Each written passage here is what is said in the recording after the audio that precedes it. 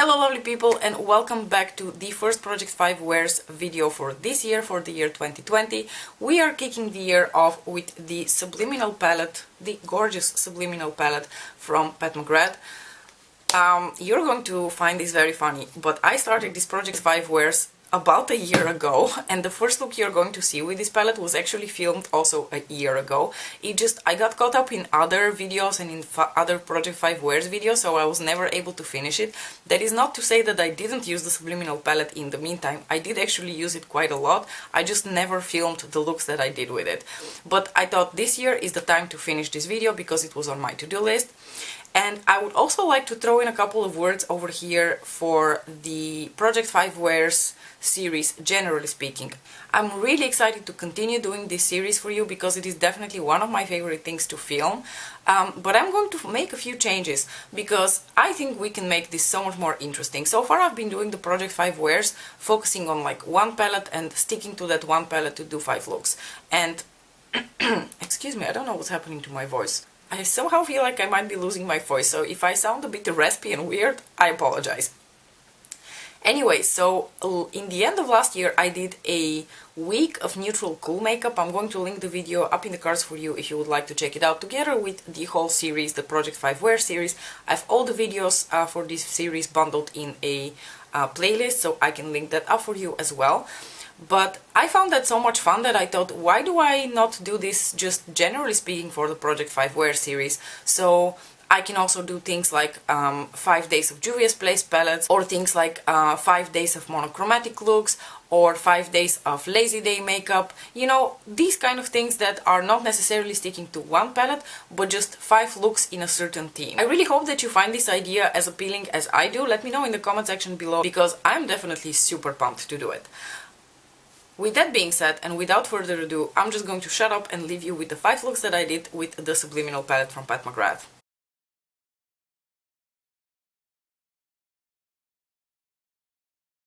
I recently started working, so I don't really have that much time in the morning to prepare, or at least I feel like I don't have that much time to prepare, and that's why I always tend to gravitate towards a little bit like easier to execute types of looks. So in terms of execution and color selection, this look is also not extremely complicated, but let me tell you what I did, because I actually have interesting thought here. I did go in with this beige type of shade, like a matte crease type of shade, because I wanted to put something a bit like through my crease and a bit above so that I can blend the other colors. Then I did go in with the darker brown a little bit to intensify the crease, and I'm not sure I should have done that, because after that I went in with the blue shade, because I actually wanted to put the blue shade in my outer corner and the crease area, but I feel like I did something similar with the corresponding green shade from the Sublime palette, and that went really well.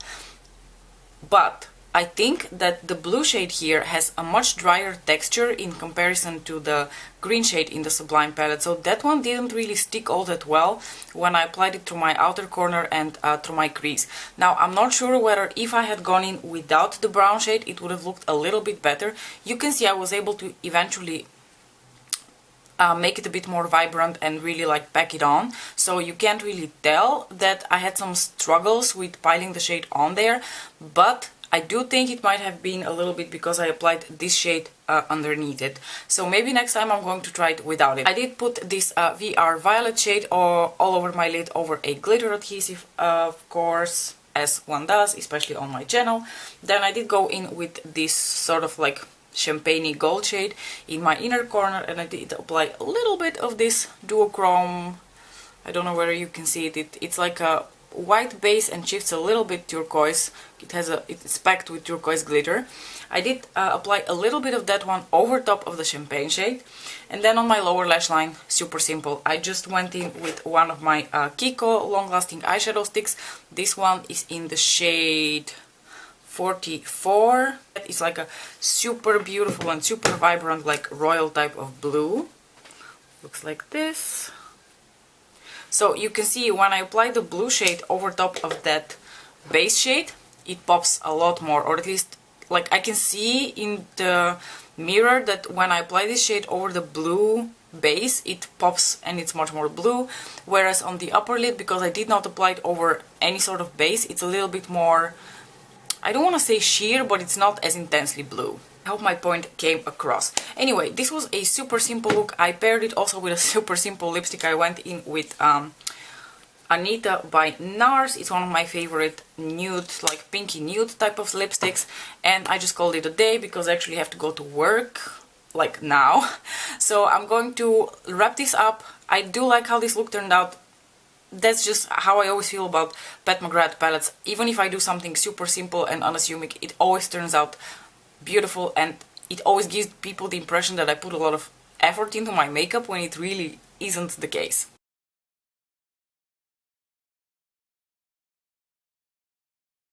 I definitely consider this to be one of my like signature looks when I work with this palette, because it's such a beautiful combination of like the neutral gold shades together with the blue, which, if you guys didn't know that, I love pairing contrasting colors when I do my makeup, and of course gold and blue are such a beautiful combination. Now I pretty much always start my looks with this beautiful like neutrally cool tone sort of brown.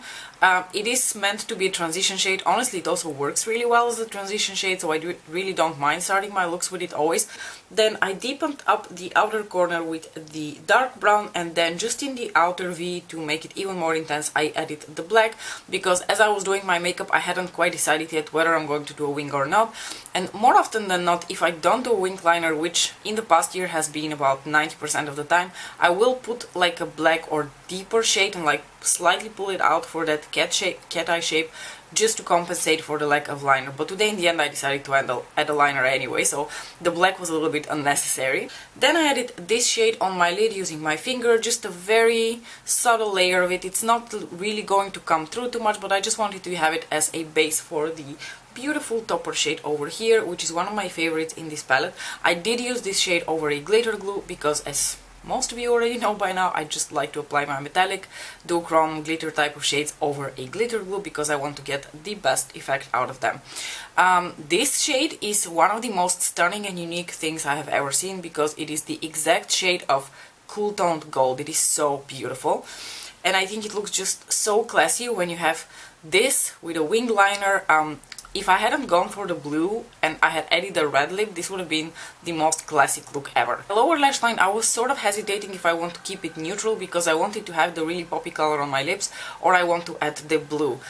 But then when I was, you know, holding the eyeshadow palette up against my shirt, I was like, oh, but it would make so much sense and it would look so nice if I do add the blue. So was it my best choice? Maybe not. I think it would have been a little bit more classic if I had not gone for the blue, but I could not help myself, so I did go in with the blue on my lower lash line. On my waterline, just to pair up nicely with the blue, I have this Kiko eyeshadow stick in the shade 44, which I'm afraid might have been discontinued. I don't think this shade exists anymore. One thing I knew when I started doing my makeup today was that I definitely wanted to use this lip color, because I also think it contrasts beautifully with the blue, and it is also a new lipstick in my collection. This is the YSL Rouge Pour Couture in the shade 74. It is the most gorgeous, like orange coral with what looks like pink, gold or orange sparkles in it. I can't really tell from the swatch. It is absolutely stunning. This lipstick is a present from my brother and his girlfriend for my birthday, and I don't know how they pulled it off, but they actually gave me a color that I don't really have in a formula that I love. So I don't know how they pulled it off. They must have a lot of attention to detail, and they must have scrolled through like thousands of pictures on my Instagram to make sure that I don't have this color, and I am so incredibly grateful and touched that they went through so much trouble to get me something that I don't have from a brand that I don't have anything from, or not anymore. I used to have a mascara from YSL. I used it up a while back, and this has pretty much been the only thing that I've ever tried from their makeup line. So now I have this beautiful lipstick and I love it.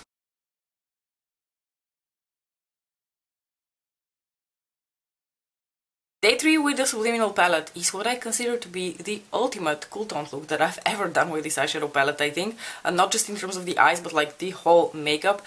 I don't know whether it's because of the cold weather outside, or the clothes that I'm wearing, or maybe even the lipstick that I went for, but I feel like this is like super cool toned. I don't usually wear such cool toned makeup or enjoy it, but I'm super digging this look. Anyway, let me tell you what I did. As usual, I started off the look with the transition shade in the palette, this matte cool toned brown. I deepened up the crease with the cooler tone, deeper brown. I did not go for the black this time because I wanted to do blue wing using this shade. But before we move on to the wing liner, I put this shade, so the satin taupey brown, all over my lid, just using my fingers without any glitter glue, because I was going to put something over top of that. So over top of that I applied a glitter glue, and I went in with this beautiful, gorgeous topper shade, which has like this aqua blue reflect to it and a very sheer base, so it's a beautiful shade to use on a variety of other eyeshadows, because due to that sheerness of the base, it allows for whatever color you put underneath it to really come through and change the whole vibe of the eyeshadow that you create. Then in my inner corner I went for a combination of this one and this one, and like I said, I decided to use the blue shade winged as a liner, and I actually really like how it looks winged as a liner. I bet it would look even more beautiful as just an accent of blue liner. On my lower lash line I did something super simple. I just went in with the satin taupe again, and then I applied one of my Kiko eyeshadow sticks in the number 25, which is also a taupey metallic brown, in my waterline. And that's pretty much what's going on my eyes. On my lips I have the Natasha Denona lipstick in I Need Nude in the shade Noah. It's this beautiful, cool toned, pink leaning lipstick, which I feel like pairs perfectly with this look to give it this super cool tone vibe.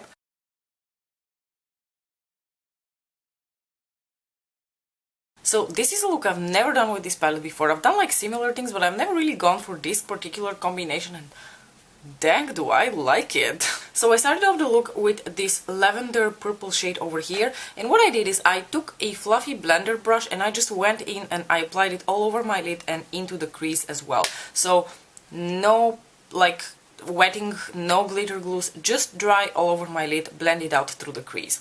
Then I went in with a smaller brush towards my outer corner and I applied the black shade, but like I tried not to have it too like stark. I just tried to like diffuse it a little bit so that you do see a little bit of that darkness in the outer corner, but without it being too stark. And of course I tried to also pull it out a little bit in that cat eye shape form, which I do so often nowadays because I'm too lazy to wing a liner. I did go in again with the same brush, but I picked up the product and then I spritzed my brush with Fix Plus because I wanted to give it a bit more of intensity and pigmentation. Because when you apply this eyeshadow just as a wash of color on your lid without any further help, it will look really lackluster. Which is why I don't really like wearing either of these two shades on my lids. However, I have to say, when applied over a glitter glue or spritzed with Fix Plus, they do get a little bit more metallic, more intense, and a bit more impactful. That is a way of wearing these shades that I can get on board with. I did apply this eyeshadow only as a base though, so even though it wasn't going to be like the primary lid shade, I still wanted it to have enough pigmentation. Because what I did after that is I did apply a glitter glue, and over top I applied this gorgeous duochrome shade here. It's the sheer white base with the teal glitter topper. And what you get as a result of combining the two is pretty much a classic purple green teal duochrome, which is like one of my personal favorite duochrome eyeshadows ever, and I think it looks so beautiful and so reflective. I don't know whether you're able to see on camera the same that I'm seeing in my mirror here, because what I see in my mirror is fucking mesmerizing. Then in my inner corner I applied this shade, the champagne shade, with a little bit of the topper shade over top, just to marry the teal duochrome of the lid with the inner corner a little bit better. Towards my outer corner on the lower lash line I applied the tiniest bit of the black shade just to, you know, have something to connect with. And then I finished off the look by applying this Kiko eyeshadow stick, which is like a double-ended situation. I did apply only the purple lavender part all over my waterline and a little bit on the lower lash line, just to set it, because these tend to be quite creamy and I like to set my pencil liners. I applied again the purple shade over top, just like the tiniest bit, and that is pretty much all that you're seeing going on my eyeballs. Personally, I love how this turned out. To finish it off on my lips, I'm wearing a combination of a lipstick and a gloss. The lipstick is from Urban Decay, it's from their Vice lipsticks, and it is the shade Hideaway, which is sort of like a cool toned dusty pink. I don't really know what else to call it. I'm not really sure it's coming across on camera as cool as it is in real life. And over top of that I applied my new favorite topper gloss, which is Angelic from Pat McGrath. As usual, you can't really tell that there's pink sparkle in here because my camera can never quite pick it up, but I just apply a little bit on the back of my hand and then just with my finger I dab a little bit of that glossiness and glitter because I don't want to overdo it, otherwise it will be too gloopy.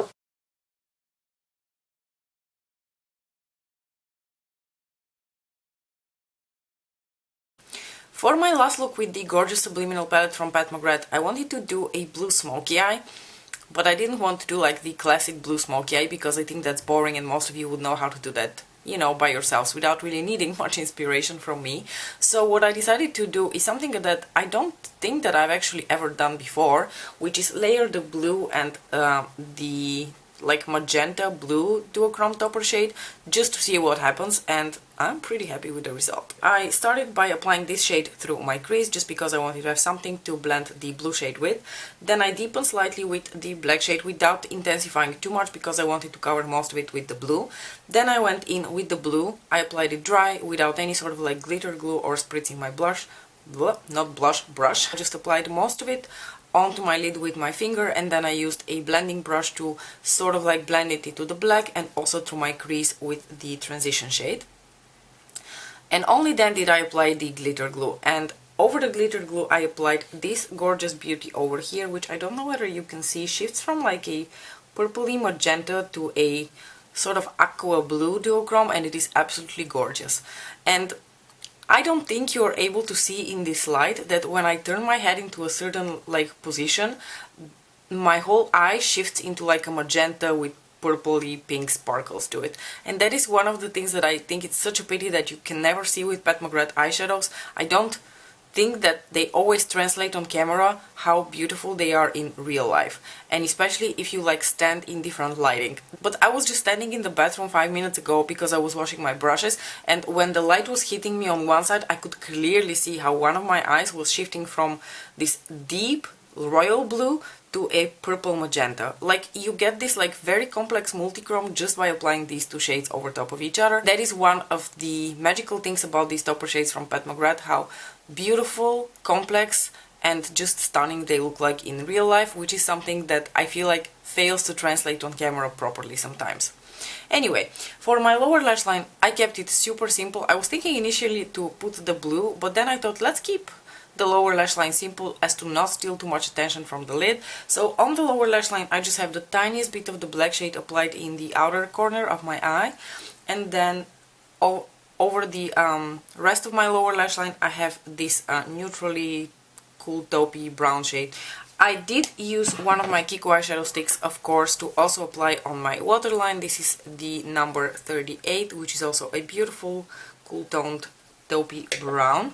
I think I forgot to tell you what I have in my inner corner. It is actually quite simple. It is a combination of the champagne shade with a little bit of this satin purple shade, just to, you know, have like the hint of purple to work with the rest of the shades all over my lid. Overall, I'm really happy with how this look turned out, and I finished it off with a fairly neutral lip. I used one of my favorite lipsticks, one of my favorite neutral lipsticks anyway, and this is the shade Ravenswood from Urban Decay.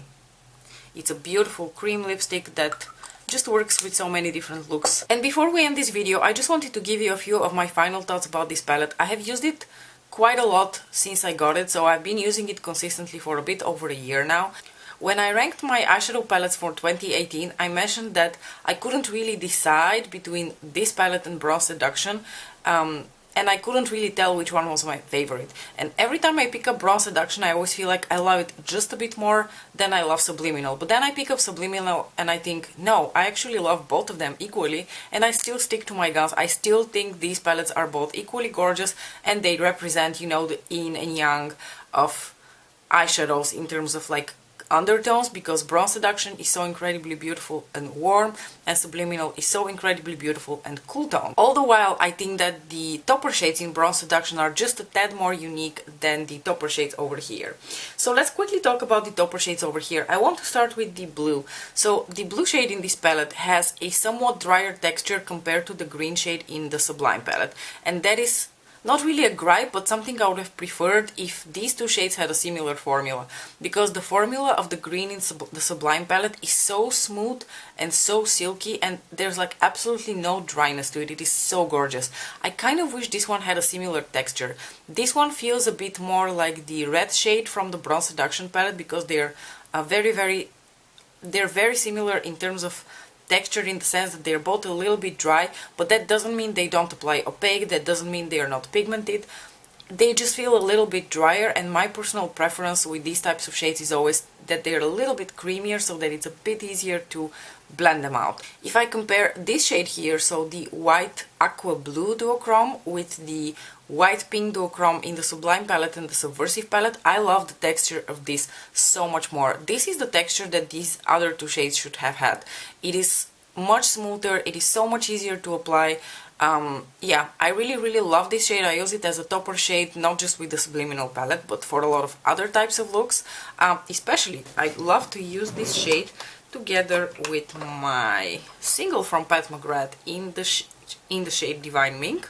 But these two shades over here are definitely my favorites from the toppers. I really love this cool toned topper gold shade. It almost feels like the base of that shade leans lavender, like a very cool toned lavender purple. I don't think it's a lavender purple, but it's so cool toned that it almost feels like that. And when you stand into like different lighting, the beautiful cool toned gold almost has a bit of like pink reflex to it as well, and like it's not just the gold reflex, it looks so beautiful and so classy. I absolutely love this shade here. This has exactly the same texture as VR Nectar, VR Fire Opal, so it's like this very creamy, very flaky, very reflective, very duochromy texture. I love this shade, and I love applying it over top of a variety of other shades to give them a different effect. This works really well also on its own, so it's just one of those shades that will magically transform your look depending on how you use it. Now, without these shades, without these four shades, this is a very boring cool toned neutral palette. But I do actually still really love this part of the palette too, because I don't really have that many shades which have this cool neutral tone to them, like this transition shade over here. You're not gonna be able to see it, but this has a slight dip into it, because I do use this eyeshadow palette a lot when I want to use this shade. Not just with the Subliminal palette, but with other shades from Pat McGrath and, you know, shades from other brands as well.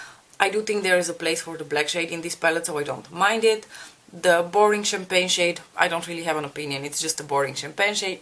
And I've mentioned on a couple of occasions that these two satin shades over here, while not my favorites to apply on the lid, although you can make them a little bit more impactful if you wet them or use them over a glitter glue, I still like these shades because you can use them as transitions, just in case you don't want to always only use the matte shade.